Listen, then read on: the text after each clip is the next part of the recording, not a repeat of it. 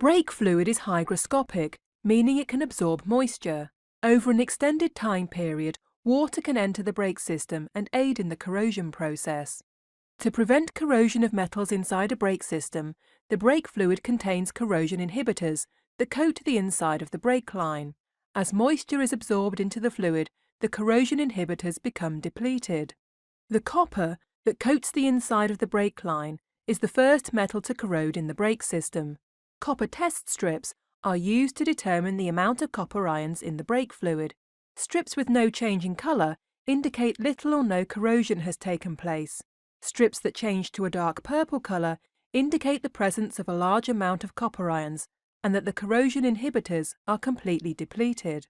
To prevent further corrosion and to replenish the corrosion inhibitors, the fluid in the brake system should be replaced. To begin the replacement, clean brake fluid is poured into the brake fluid service machine. The cap from the brake fluid reservoir is removed and old fluid is suctioned out. A hose with a cap on the end is attached to the brake fluid reservoir, filling the reservoir and also pressurizing the brake system. Starting at the rear of the vehicle, a fluid return hose is attached to the bleeder screw on the wheel cylinder or brake caliper.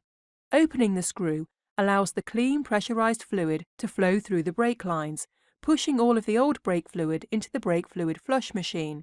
When clean fluid enters the return hose, the bleeder screw is closed and the process is repeated at the opposite wheel. On the front brakes, the bleeder screw is located on the brake caliper. To conclude the process, the pressure hose is removed and the master cylinder cap is reinstalled.